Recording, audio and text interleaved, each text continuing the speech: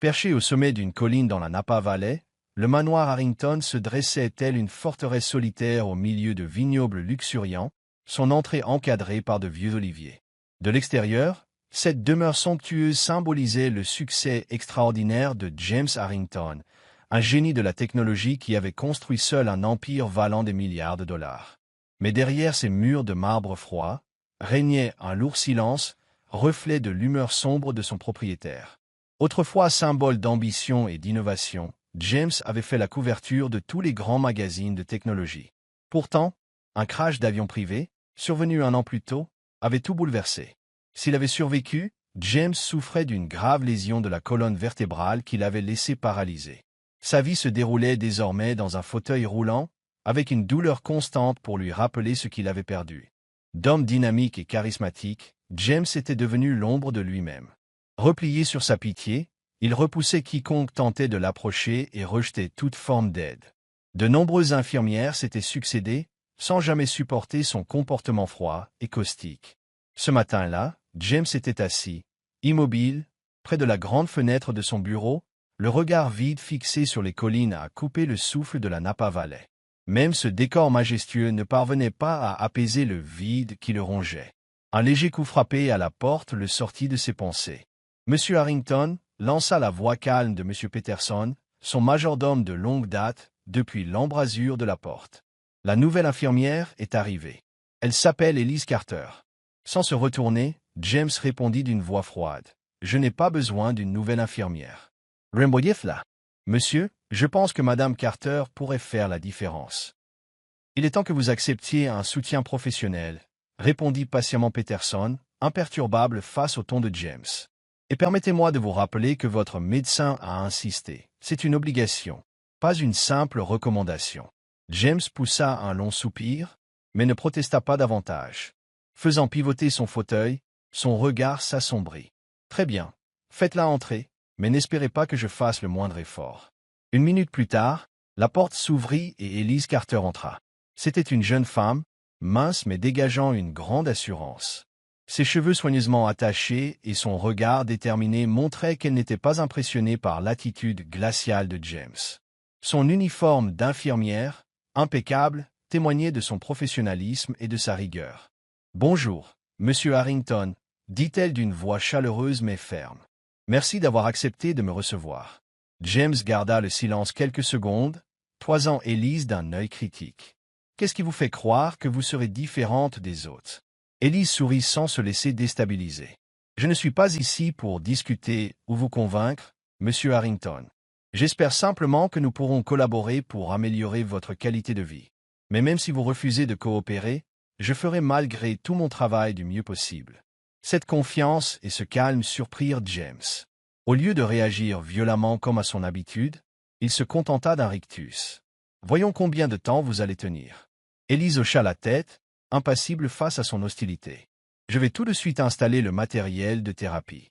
Nous pourrons discuter du programme quand vous serez prêt. » Tandis qu'Elise quittait la pièce pour s'organiser, Peterson s'approcha de James avec un léger sourire. « Je crois qu'elle ne baissera pas les bras aussi vite que les autres, monsieur. » James ne répondit pas, son regard suivant la démarche assurée d'Elise. Une partie de lui se sentait irritée, mais une partie enfouie sous des couches d'amertume ressentit un léger pincement de curiosité. Ainsi débuta la rencontre décisive entre James Harrington et Elise Carter, amorçant un chemin semé d'épreuves, de transformation et d'espoir. Bienvenue dans l'histoire d'aujourd'hui. Dites-nous en commentaire de quelle ville vous nous écoutez. Vous pourriez bien y trouver des personnes qui regardent depuis le même endroit. N'oubliez pas de vous abonner à notre chaîne.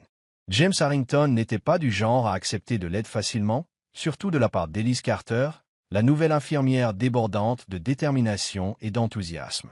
Les premiers jours, il refusa chaque exercice proposé par Elise. Assis dans son fauteuil, les yeux emplis de frustration et d'amertume, il raillait constamment ses efforts. « Vous pensez vraiment que ces minuscules mouvements vont me faire tenir debout et marcher à nouveau? » Ridicule. Elise, malgré l'agacement que lui inspirait l'attitude de James, conserva un ton calme. « Il ne s'agit pas de ce que je pense, mais de ce que je sais. Cependant, ça ne peut marcher que si vous acceptez d'essayer. » James ne répondit pas, se tournant vers la fenêtre où la lumière du soleil filtrait entre les arbres, mettant fin à la conversation. Élise comprenait que James érigeait une forteresse émotionnelle autour de lui, mais elle n'était pas du genre à abandonner. Chaque jour, elle venait le voir, lui proposant inlassablement un programme de thérapie et l'encourageant avec persévérance à y participer. Elle apportait parfois des anecdotes amusantes pour alléger l'atmosphère pesante. Un jour, alors que James l'ignorait totalement, Élise posa le matériel de thérapie et parla d'un ton plein de défis. « Vous pouvez refuser de faire ces exercices, c'est votre choix. Mais ne croyez pas que je baisserai les bras. Vous n'êtes pas le seul à avoir déjà ressenti cela. » Élise partagea alors une histoire très personnelle. Celle de son père, qui avait perdu la mobilité d'un côté après un grave AVC. Il refusait tout. Il ne voulait voir personne, parler à personne, ni faire aucun effort. Mais peu à peu, je l'ai aidé à surmonter cela. La voix d'Élise s'adoucit. Je ne dis pas ça pour vous amadouer. Je vous le raconte parce que je l'ai vécu. Les gens peuvent changer s'ils osent essayer. La question n'est pas de savoir si vous pourrez un jour tenir debout, mais plutôt si vous le voulez vraiment. Pour la première fois, James tourna la tête vers Élise. Il ne dit rien, mais son regard trahissait une lueur d'hésitation, comme une fissure dans sa carapace impénétrable. Les mots d'Élise semblaient l'atteindre. Dès le lendemain, il accepta à contre-cœur de s'essayer aux séances de thérapie. Élise, bien qu'heureuse, garda une attitude professionnelle. Elle lui fit faire des exercices de base, lui étirant les bras, bougeant doucement ses jambes. James participait sans grand enthousiasme, mais il obéissait malgré tout. Jour après jour, Élise augmentait légèrement la difficulté, par petites étapes. Après plusieurs semaines, James découvrit qu'il pouvait lever un peu les jambes avec moins d'assistance. C'était une petite victoire, mais sa première depuis l'accident. Un jour, Élise demanda à James, « Qu'est-ce qui vous a poussé à créer votre entreprise de technologie au départ ?» Le visage de James s'adoucit, empreint d'une légère nostalgie. Il évoqua son rêve de jeunesse, développer une technologie capable de changer la vie des gens. Il parla aussi d'une idée qu'il avait autrefois envisagée, concevoir des appareils pour aider les personnes handicapées, un projet resté au stade de rêve. Avec un sourire, Élise répondit, « Vous pouvez toujours le faire. La question n'est pas est-ce que vous en êtes capable, mais oserez-vous affronter la peur d'échouer ?» Les paroles d'Élise continuèrent de résonner dans l'esprit de James, laissant une profonde empreinte. Alors que ses progrès physiques se poursuivaient, James dut faire face à des pressions extérieures. Les actionnaires de son entreprise, inquiets quant à ses capacités de direction, envisageaient de le remplacer. Les médias, de leur côté, accentuaient son isolement, le qualifiant de génie déchu. James avait l'impression que le monde entier l'abandonnait. Un jour, Élise le trouva dans son bureau, regardant d'un air vide des documents évoquant la vente de son entreprise. La voix d'Élise était chargée d'inquiétude. « Vous allez vraiment tout abandonner? Tout ce que vous avez construit? Tout ce que vous avez un jour déclaré vouloir? Vous êtes prêt à tout jeter ?» James répliqua avec colère, se redressant de son fauteuil pour s'appuyer sur le bureau. « Tu ne comprends pas ce que je vis? Tu penses savoir ce qui est bon pour moi? Tu ne sais rien. » Ces mots durent touchèrent Élise au cœur. Elle ne réagit pas sur le moment, mais le regarda longuement avant de dire « Peut-être que tu as raison. Je ne comprends pas, mais j'ai essayé, et visiblement, ça n'a aucune valeur à tes yeux. » Ce jour-là, Élise rassembla ses affaires et partit. Avant de quitter la pièce, elle laissa une courte lettre sur le bureau de James. Elle disait « Parfois, la vraie force ne consiste pas à tout conquérir, mais à oser se lever, même si ce n'est qu'un pas. » Lorsque James découvrit la lettre après son départ, il la garda dans ses mains, le cœur lourd de regrets, de douleur et de solitude. La maison parut encore plus vide qu'avant. James prit alors pleinement conscience du vide laissé par Élise. Le silence autour de lui reflétait désormais son propre chaos intérieur. Le manoir, autrefois une forteresse dans laquelle James Harrington se coupait du monde, n'avait jamais paru aussi vide qu'après le départ d'Élise. Chaque recoin lui rappelait les jours où elle le poussait inlassablement à faire ses exercices, sa voix ferme et teintée d'humour pour répondre à son sarcasme. Dans les jours suivant le départ d'Élise, James se contentait de passer ses journées près de la fenêtre, le regard posé sur le jardin où elle l'avait un jour encouragé à sortir. La solitude et le remords rongeaient peu à peu son orgueil. Un soir, James retrouva dans un tiroir la lettre laissée par Élise. Il la relut, encore et encore, s'attardant sur ses mots de conclusion. Parfois, la vraie force ne consiste pas à tout conquérir, mais à oser se lever, même si ce n'est qu'un pas. Ces mots résonnèrent douloureusement en lui, atteignant sa fierté. Il réalisa qu'il avait trop longtemps ressassé son amertume au lieu de chercher à se relever. Élise avait raison. Il n'avait jamais véritablement essayé de faire ne serait-ce qu'un petit pas en avant. Un jour, Peterson, le fidèle majordome, laissa un article de presse sur le bureau de James. L'article retraçait la carrière de James, depuis ses débuts entrepreneuriaux jusqu'à la construction de son empire de pointe. Mais ce qui toucha le plus James ne fut pas l'évocation de sa célébrité ou de sa richesse, mais la conclusion de l'article. James Harrington n'est pas seulement un innovateur, c'est aussi une source d'inspiration. L'homme qui a montré au monde que la technologie peut non seulement changer des vies, mais aussi les sauver. Ces mots ravivèrent le sens des responsabilités en lui. Autrefois, il avait cru pouvoir changer le monde. À présent, il se rendait compte qu'il ne pouvait pas renoncer à ce rêve. James décida de réessayer. Il retourna dans la salle d'entraînement où Élise l'avait patiemment accompagné et recommença, cette fois seul. Chaque mouvement était une épreuve, la douleur de sa colonne brisée le poussant à abandonner 1000 fois. Mais James se rappela des mots d'Élise. Personne ne te demande d'être parfait, on a juste besoin que tu essaies un peu plus chaque jour. Il se dit que si Élise avait cru en lui, il devait lui aussi croire en lui-même. Après des mois d'entraînement acharné, James atteignit un cap important. Il parvint à se lever de son fauteuil sans aide, ne serait-ce que quelques secondes. Ces secondes suffirent à raviver l'espoir. James continua de faire des progrès. Peu à peu, il apprit à manœuvrer son fauteuil sans assistance. Son corps se renforçait, et avec lui, sa confiance en lui.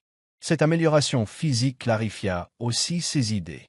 Il ne se considérait plus comme une victime, mais comme quelqu'un qui pouvait transformer l'accident en une opportunité plus vaste encore. James décida de raviver le rêve qu'il avait un jour confié à Élise, concevoir des appareils médicaux pour faciliter la rééducation. Pendant des semaines, il travailla d'arrache-pied à l'élaboration et au perfectionnement de prototypes. Il contacta d'anciens collègues, leur exposa son projet et les persuada de se joindre à son initiative. La passion et la détermination de James finirent par convaincre même ceux qui doutaient de lui. James choisit de révéler son projet lors d'une grande conférence de presse. C'était sa première apparition publique depuis l'accident. Il arriva en fauteuil, mais son attitude était métamorphosée. Il commença par raconter son histoire. Il y a 1 an, je pensais que ma vie était finie. Mais de tout cela, j'ai compris que tout le monde n'a pas la possibilité de se relever après une chute, alors donnons-nous les moyens pour qu'il ne soit plus jamais seul. James présenta son projet de création de centres équipés de dispositifs médicaux de pointe, des aides intelligentes à la marche ou des technologies conçues pour aider les personnes handicapées à récupérer. Ce projet ne me concerne pas uniquement. Il s'adresse à tous ceux qui ont un jour cru qu'ils n'avaient aucune chance. Je veux prouver que tout le monde mérite une seconde chance. Le témoignage de James toucha profondément l'opinion publique. On saluait autant sa résilience que l'authenticité de sa démarche. La conférence se conclut sous de longs applaudissements. Pour la première fois depuis des mois, James sentait qu'il renouait avec la raison de vivre qui l'animait autrefois. Un matin, Élise reçut un colis de la part de James Harrington. À l'intérieur se trouvait une lettre officielle, ainsi que la documentation sur le projet de dispositifs médicaux que James développait. Dans la lettre, il écrivait « Élise, ce projet ne peut aboutir sans toi. Tu m'as aidé à retrouver la force de me tenir debout, et je suis convaincu qu'ensemble, nous pouvons changer de nombreuses vies. Je n'ai pas seulement besoin d'une infirmière, j'ai besoin d'une partenaire qui saisisse la portée et l'âme de ce projet. James Harrington. » Élise posa la lettre, le cœur rempli d'émotion. Elle savait qu'elle était partie, blessée, mais James avait changé. Elle décida d'accepter son invitation. Élise arriva dans les locaux où se montait le projet. James l'attendait. En entrant dans la salle de réunion, elle vit James manœuvrer habilement son fauteuil, sans aucune aide. « James !» s'exclama-t-elle, sans dissimuler sa surprise. James s'arrêta, lui souriant chaleureusement. « Élise, merci d'être venue. Ta présence rend tout cela encore plus légitime. » Élise l'observa, à la fois émue et fière. « Tu as fait tant de progrès depuis notre dernière rencontre. Je suis vraiment heureuse pour toi. » James acquiesça, la gratitude brillant dans ses yeux. « Sans toi, je n'y serais jamais parvenu. Chaque mot, chaque exercice que tu m'as appris, je les ai gardés en moi. J'ai besoin de toi pour terminer ce projet, pas seulement comme infirmière, mais comme une véritable associée. » Touchée par la sincérité de James, Élise ne pouvait refuser. D'accord, je t'aiderai. Dès le retour d'Élise, ils passèrent la plupart de leur temps à travailler ensemble au centre dédié au projet. Élise était chargée de vérifier que les appareils médicaux correspondaient aux besoins des patients, tandis que James s'occupait des innovations technologiques.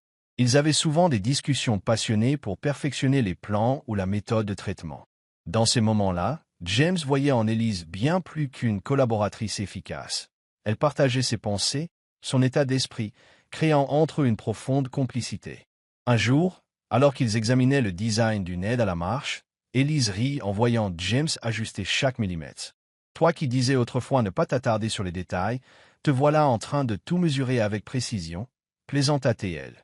James esquissa un sourire, le regard doux. J'ai appris avec toi que les plus infimes détails peuvent faire la plus grande différence. Lorsque le travail s'interrompait, ils prenaient souvent le temps de discuter à l'extérieur du centre. Un soir, sous les guirlandes lumineuses du jardin, James et Élise s'assirent côte à côte. Élise, commença James d'une voix grave et sincère, tu ne m'as pas seulement aidé à remarcher, tu m'as aussi fait comprendre le sens de la vie. Élise le regarda, percevant la profondeur de ses mots. James, tu as accompli tout cela seul. Je n'ai fait que te rappeler que tu en étais capable. James secoua la tête. Non, Élise, tu n'as pas seulement rappelé. Tu as éclairé mon chemin alors que je ne voyais que l'obscurité. Peu à peu, ils comprirent que leur relation dépassait le cadre professionnel. Élise sentait son cœur se réchauffer chaque fois que James la regardait avec confiance et admiration. Et James, bien qu'il ne l'exprimât pas clairement, savait qu'Élise était sa plus grande source de motivation, et qu'il la voulait à ses côtés pour toujours. Un jour, alors qu'ils discutaient d'un nouveau centre à ouvrir dans une autre ville, James regarda Élise et déclara « Élise, ce projet n'a pas seulement changé la vie des autres. Il m'a changé moi. Et tout ça, c'est grâce à toi. » Élise sourit, le cœur battant plus vite. Mais elle ne répondit pas sur le moment, préférant se replonger dans leur plan, consciente que tous deux avaient besoin de temps pour clarifier leurs sentiments. Le premier centre médical fondé par James et Élise ouvrit officiellement lors d'une grande cérémonie inaugurale. Le bâtiment, moderne et facile d'accès, était équipé des appareils de rééducation les plus perfectionnés mis au point par James et son équipe. Des centaines de patients et leurs familles avaient fait le déplacement, à la recherche d'espoir et curieux de découvrir le parcours inspirant de James. Élise se tenait aux côtés de James, souriant en voyant l'émerveillement dans les yeux de ceux qui essayaient pour la première fois les dispositifs. Dans son discours, James déclara avec émotion « Ce centre n'est pas qu'un bâtiment. C'est le symbole que, peu importe où vous en êtes, il y a toujours de l'espoir et des gens prêts à vous tendre la main. » Les médias relatèrent largement le succès du projet, saluant la persévérance de James pour surmonter les obstacles et son engagement à servir la communauté. Rapidement, le centre obtint le soutien d'organisations importantes, ouvrant la voie à son développement. Un an plus tard, un deuxième centre fut inauguré dans une autre ville. La cérémonie eut lieu en plein air, sur le campus verdoyant du nouveau site. James, toujours en fauteuil, avait préparé un discours spécial pour remercier tous les soutiens. Lorsqu'il eut fini de parler, il posa le micro et ajouta « Avant de conclure, je souhaite partager quelque chose de très personnel avec quelqu'un de très spécial. » Lentement, il se leva de son fauteuil, s'aidant légèrement d'une canne.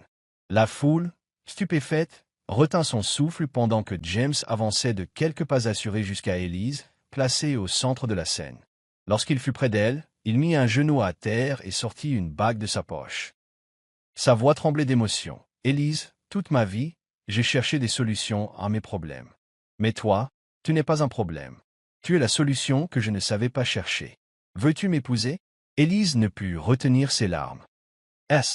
Hochant la tête plusieurs fois, elle répondit « Oui, James, je le veux. » Des applaudissements et des acclamations retentirent sur la scène.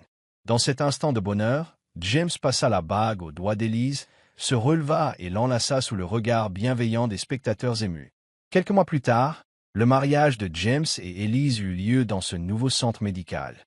Le lieu, décoré de fleurs et baigné d'une lumière douce, alliait simplicité et élégance. Le moment le plus bouleversant fut celui où James remonta l'allée à pied, avec quelques pas courts mais si puissants que beaucoup en eurent les larmes aux yeux. Élise l'attendait au bout de l'allée, son regard rempli de fierté et d'amour. Lorsqu'il lui prit la main, James murmura doucement Nous avons parcouru un long chemin ensemble et j'ai hâte de commencer le prochain chapitre à tes côtés. Ils échangèrent leurs vœux devant leur famille, leurs amis et tous les patients dont la vie avait changé grâce à leur projet. Après le mariage, James et Elise continuèrent d'œuvrer avec acharnement à l'expansion de leur initiative. Leurs centres médicaux ne proposaient pas seulement de la rééducation, ils formaient aussi du personnel soignant, diffusant les valeurs humaines et solidaires auxquelles ils croyaient profondément. Un après-midi, depuis le balcon du centre, James et Elise observaient la cour où des patients utilisaient les nouveaux équipements. Les rires des enfants et les premiers pas de ceux qui retrouvaient leur mobilité emplissaient l'atmosphère de joie et d'espoir. La voix grave et chaleureuse de James s'éleva. « Elise, j'ai cru un temps que ma vie s'était arrêtée avec cet accident, mais tu m'as montré que ce n'était que le début. » Elise sourit, lui prenant la main. « Et nous allons continuer à bâtir, pas seulement pour les autres, mais aussi pour nous-mêmes. » Désormais mariés, James et Elise continuaient de se tenir côte à côte, non seulement en tant qu'associés, mais aussi comme partenaires de vie. Leur amour leur avait permis de surmonter les épreuves et devenait une source d'inspiration pour des milliers de gens. En regardant devant eux, ils savaient que la guérison ne se limitait pas au corps, mais qu'elle naissait aussi de l'amour, de la détermination et de la conviction qu'un avenir radieux était toujours possible. Cette histoire nous enseigne de profondes leçons sur la résilience, l'amour et la compassion. La détermination de James illustre la force qui sommeille en chacun de nous pour surmonter les épreuves les plus difficiles de l'existence. La patience et le soutien d'Élise montrent à quel point la bonne personne, au bon moment, peut transformer une vie. Leur amour prouve que, ensemble, deux êtres peuvent tout affronter. Et plus encore, la décision de James de mettre sa réussite au service de la communauté rappelle l'importance de mener une vie tournée vers les autres. Merci d'avoir écouté notre histoire jusqu'au bout. Dites-nous en commentaire ce que vous en avez pensé. Quel genre d'histoire aimeriez-vous entendre la prochaine fois? N'oubliez pas de liker, de partager ce récit et de vous abonner à notre chaîne pour en découvrir d'autres.